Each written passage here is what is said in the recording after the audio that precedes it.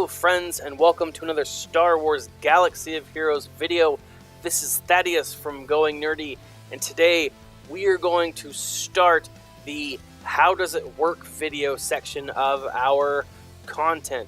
Specifically, what we want to do is look at teams that are recommended to beat raids of different types and talk about how they work, but specifically show how they work.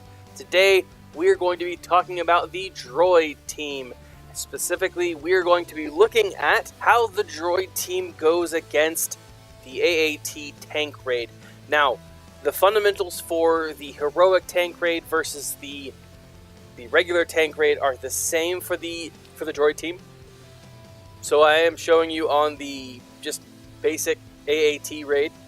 What you're going to want to do is you're going to start out and take out as many of the cannons as possible. You're going to try and topple this. Now, it does become more difficult to topple the tank in the heroic tank raid, so you're going to want to make sure that your characters are geared to gear 11 and have the best possible mods. The key is just to topple the tank as often as possible. If your characters are between level 9 gear and level 10 and 11 and have decent mods, you're going to be able to do some pretty awesome damage in the AAT tank raid with your Droid team. There are two really solid abilities that the Jawa engineer has that you're going to want to use for this raid. Use Recalibrate as quickly as you possibly can during the opening attack. Recalibrate grants all allies gain critical chance up for 2 turns. Jawa and Droid allies also gain 45% turn meter. So your Droids and Jawas are already quick. Granting them 45% turn meter will make sure that they attack first. And that's what you're going to want to do. My lead for the Droid team is HK47. His leader ability grants all Droid allies 30% critical chance and gains 50% turn meter on a critical hit. Now, you'll notice that a lot of my droids, that all 3 of my droids do some pretty solid critical damage.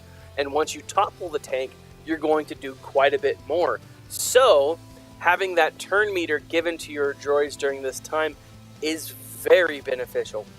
Also, when you use his Meatbag Mayhem, if it is leveled out, deals physical damage to all enemies with a 25% chance each to inflict ability block, speed down, offense down, defense down, and damage over time for 1 turn.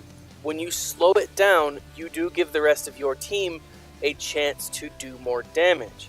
Once you've played that card, once you've played the Meatbag Mayhem, you're going to want to look at your IG-88. Now, IG-88's Rapid Fire deals physical damage to all enemies with a 55% chance to inflict ability block for 1 turn and a 50% chance to inflict defense down. IG-86 is fast as it is, and he hits really hard and has a high chance for a critical hit, which gives him more turn meter. Once he attacks, doing the rapid fire, it is likely that he is going to take out quite a bit of damage and get to attack again. You are going to topple the tank a total of 6 times, 7 times if you're lucky. Now, what's nice about Chief Nebbit is his basic deals physical damage to target enemy with a 70% chance to grant protection up equal to 20% of Chief of Nebbit's max health for 2 turns to a random ally who is not stealth. Now, that is pretty nice just for a basic, especially in a situation like this where he continually gives that to those characters. Now, you will also want to use his taunt right around the time when the tank is about to become untoppled. You're going to want to use Distracting Negotiations, which is his taunt, and that way they target the turrets target him and not anyone else. The next ability, which is great, which I suggest to use during the toppled time, during the time the tank is toppled, is the Desert Ambush. Now, Desert Ambush deals physical damage to target enemy and calls a random ally to assist dealing 20% less damage. If the assisting ally is a Jawa or droid, call another random ally to assist. All Jawa called to assist gain stealth for 3 turns. Now, since your team is made up of Jawas and droids, you call your entire team to assist, which is a very potent hit. You're definitely going to want to use this as it's toppled because it does give those 3 droids a chance to deal critical damage, which gives them a chance to increase turn meter. All of my team is 7-starred. This is just the basic AAT rate, but they are all 7-starred. You'll notice the HK47 did nearly 500,000. IG88 did over 500,000. IG86 did 750,000. 0 damage was done by one Jawa, and the second Jawa only did almost 100,000. But total, I did 2 million, almost 2.1 million in damage, which is nothing to scoff at. Droids and Jawas, IG88 and IG86 are fairly easy to farm. Your droids can be difficult to farm. HK47, you should have him. You may want to change, you may want to tweak this team. The most important thing that you will want to know, the most important thing that you're going to want to remember is that your droids and your Jawas need to have solid mods for the heroic grid.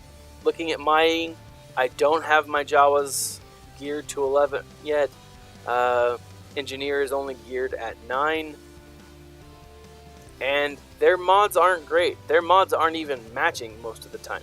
So you're going to be able to do quite a bit of damage once you get the best mods available on these droids and these Jawas.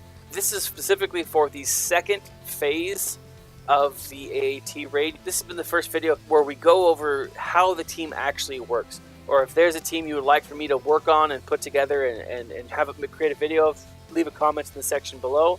This has been Thaddeus from Going Nerdy. And as always, stay nerdy, my friends.